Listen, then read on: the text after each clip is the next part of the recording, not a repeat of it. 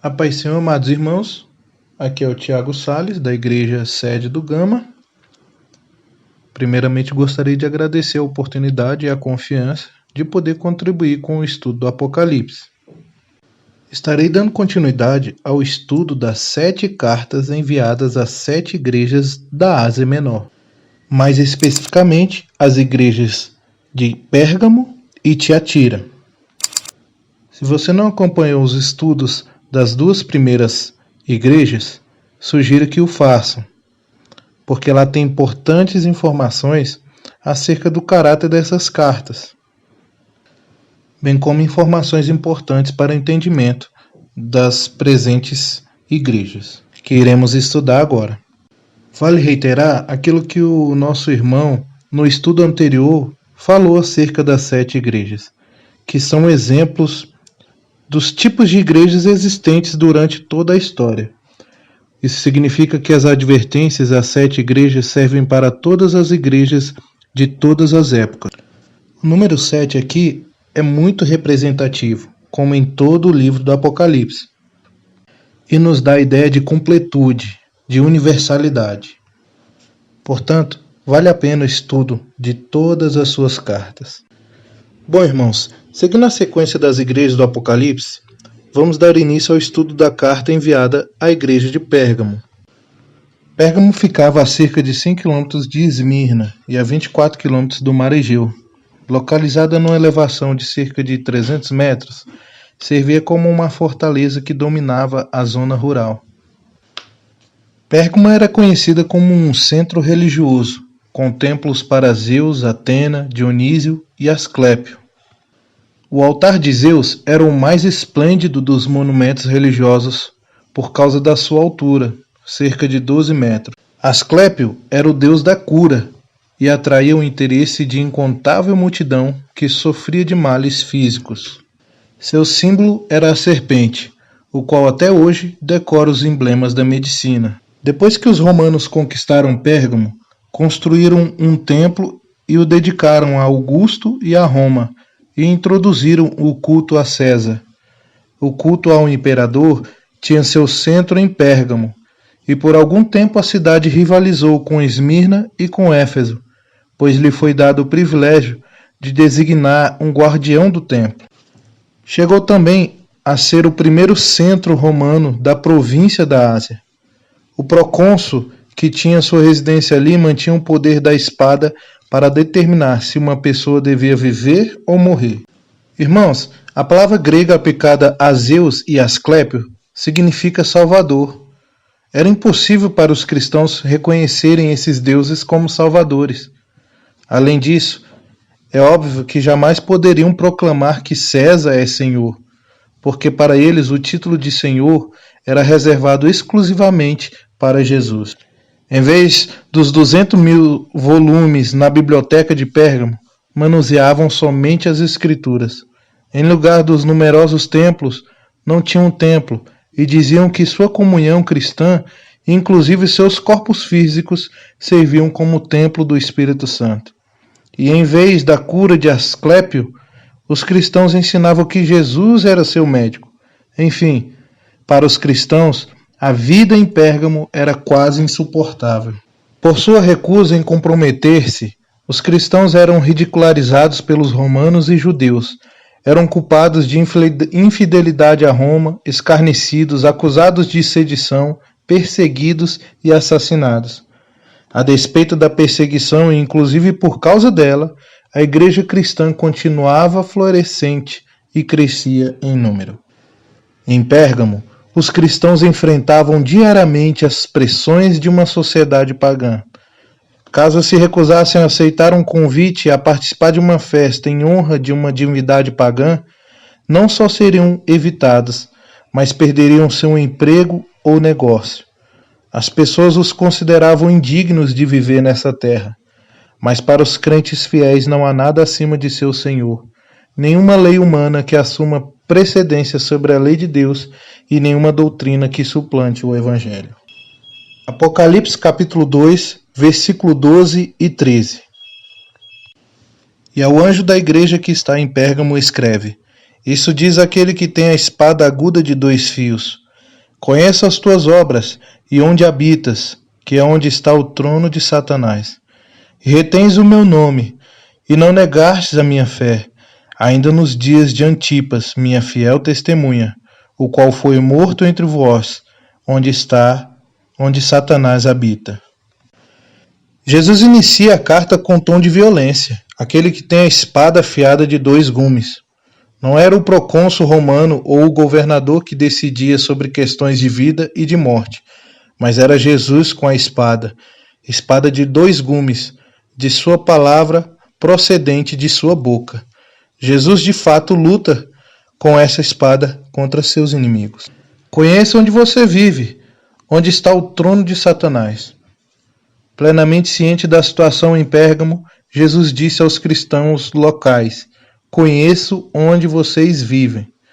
Não foi a estranhos a quem esta passagem está de passagem ou a turistas que ele se dirigiu, mas a residentes permanentes que nasceram e cresceram em Pérgamo e tinham suas raízes fincadas naquela cidade. Deus os chamara de seu ambiente pagão para vir a ser seu povo.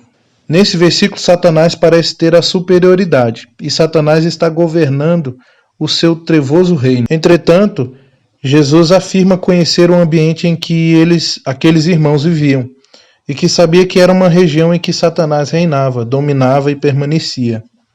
A expressão onde Satanás vive ou habita, logo mais à frente, o verbo viver significa que sua habitação é permanente, assim como os cristãos locais são habitantes permanentes, mas são 2 forças opositoras. Qual o significado do trono de Satanás? Há diversas possíveis interpretações, mas destacaria a de que Pérgamo era o centro do culto ao imperador, o que ressalta o poder destrutivo de Satanás na perseguição do povo de Deus. Os cristãos que se recusavam a reconhecer César como Senhor e Deus enfrentavam o confisco de suas propriedades, exílio ou morte. Se considerarmos que Antipas foi morto e João foi exilado por causa do testemunho de Jesus, então esta explicação se adequa ao contexto como um todo. Contudo, você permanece fiel ao meu nome e não renunciou sua fé em mim, mesmo nos dias de Antipas, minha fiel testemunha, que foi morto entre vocês, onde Satanás vive. Aqui nós vemos um elogio de Jesus a essa igreja. A despeito das dificuldades que os cristãos de Pérgamo enfrentavam, eles permaneciam fiéis a seu Senhor e Salvador Jesus Cristo. São desafiados a defender o nome de Jesus. Esta ação envolve mais do que confessar seu nome. Inclui viver em harmonia com as Escrituras e andar nos passos de Jesus. Ao levar as autoridades romanas a impor o culto ao imperador e sua subsequente opressão, Satanás buscava explorar a fraqueza da igreja, daqueles membros que poderiam ser tentados a renunciar sua fé em Jesus Cristo. Não obstante, os crentes defenderam sua posição e continuaram sua lealdade a seu mestre. A perseguição que resultava em morte era real, como se faz evidente no caso de Antipas. Sabemos muito pouco sobre esse homem. Sua vida é caracterizada pela designação minha fiel testemunha, que é a mesma atribuição pela qual Cristo é conhecido. Ao compararmos com o capítulo 3, versículo 14. Sua morte se concretizou algum tempo antes da composição do Apocalipse, e Antipas poderia ter sido representante de muitos outros. Que foi morto entre vocês, onde Satanás vive. Estas 2 expressões juntas evocam o temor no coração do povo de Deus, vivendo próximo à residência de Satanás. Os seguidores de Jesus Cristo podem nutrir a expectativa de enfrentar tanto perseguição quanto morte. Sucede que sua habitação e a de Satanás venha a ser a mesma, de modo que o maligno está sempre presente. Jesus, porém, disse aos seus discípulos que estão no mundo, porém não pertencem ao mundo. Em João 17, versículos 14 ao 18.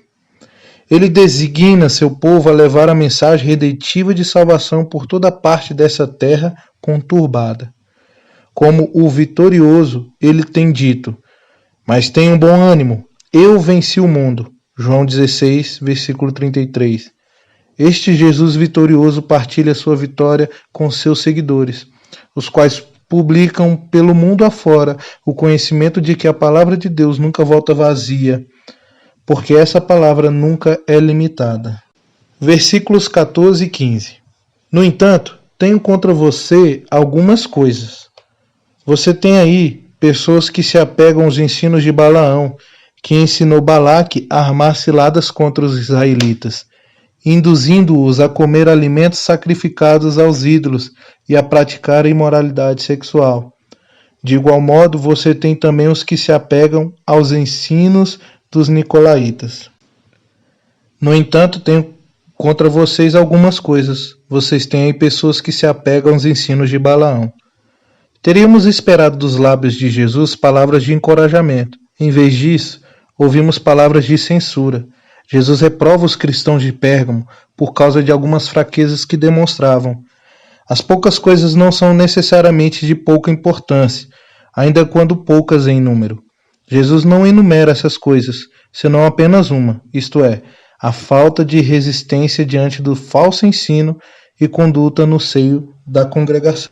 Os crentes têm tolerado mestres que estão difundindo sua doutrina insidiosa e seu estilo de vida, e têm falhado em expulsá-los da igreja.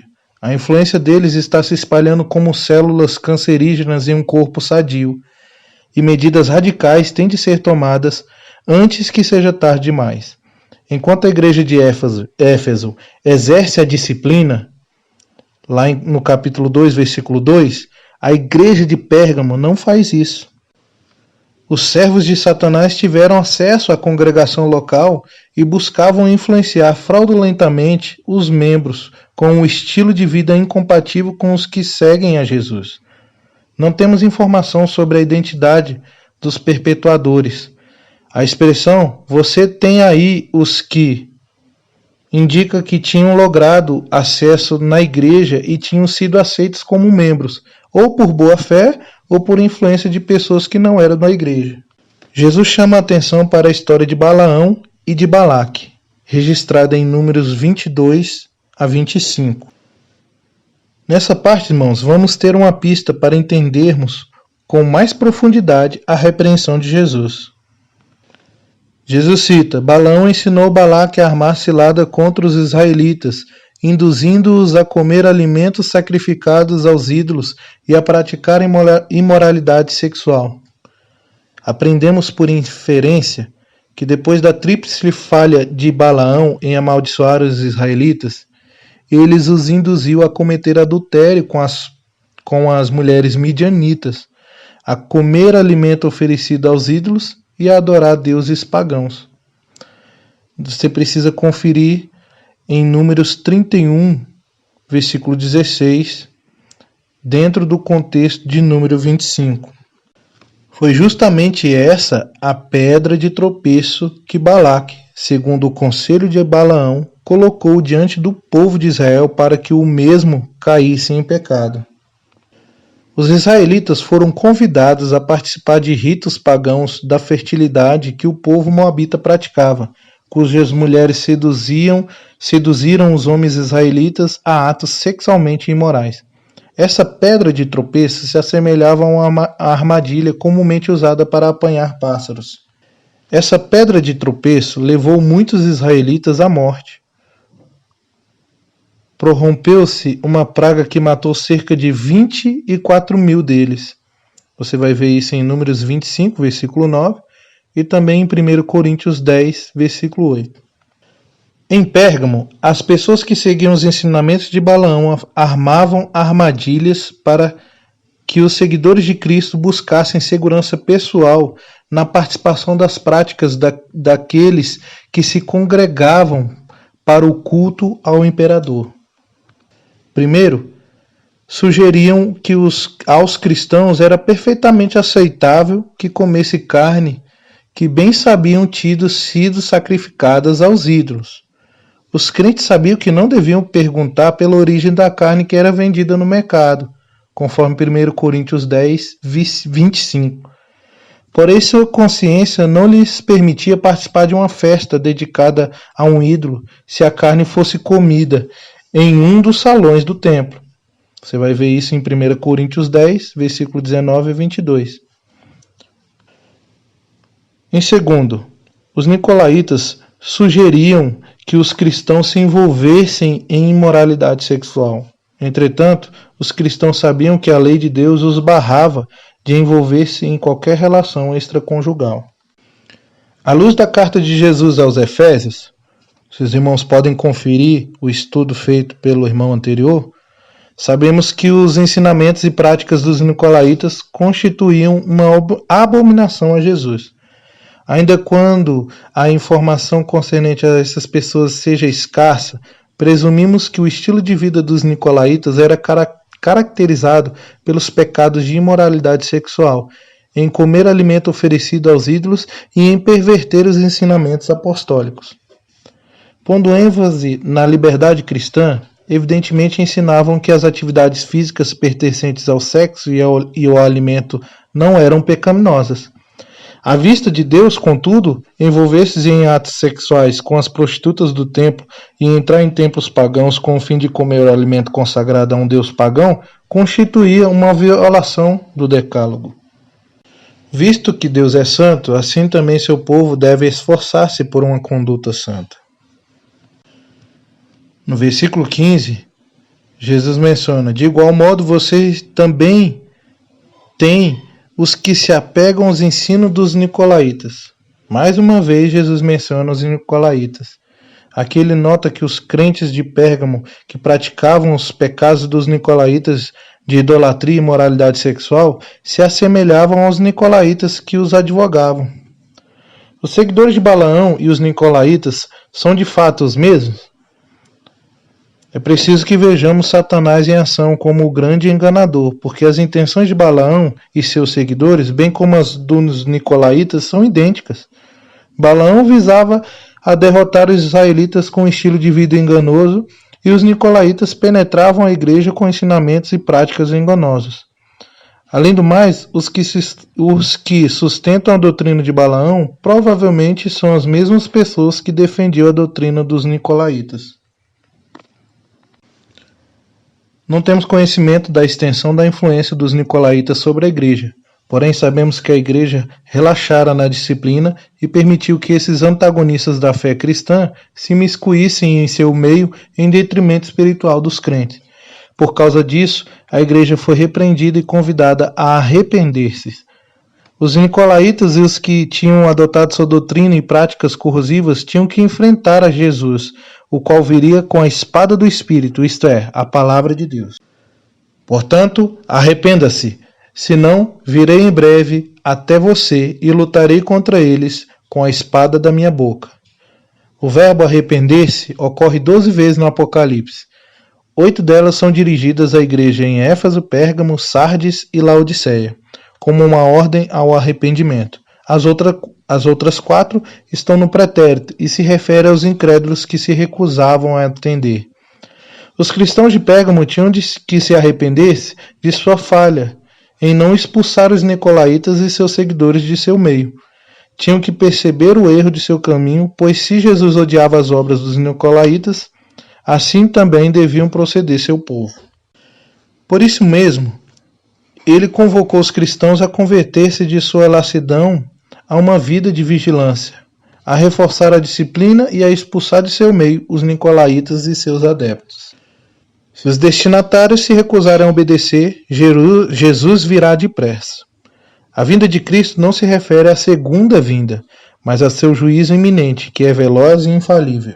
Os nicolaítas não teriam que esperar até a segunda vinda para Jesus executar sua ameaça. Como os midianitas e Balaão experimentaram o juízo divino em sua vida, assim os nicolaítas logo encontrariam Jesus como guerreiro em sua carreira terrena. Durante a batalha que Israel enfrentou contra os midianitas, pela ordem divina, os israelitas mataram Balaão.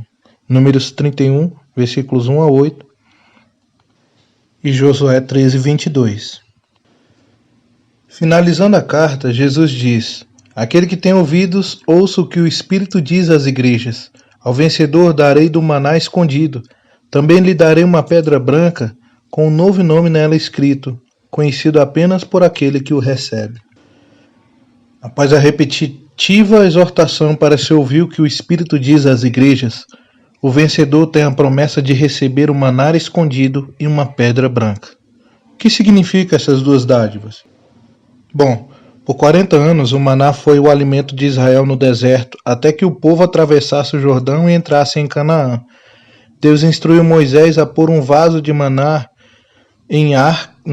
na Arca da Aliança, e assim ele esteve escondido dos olhos humanos.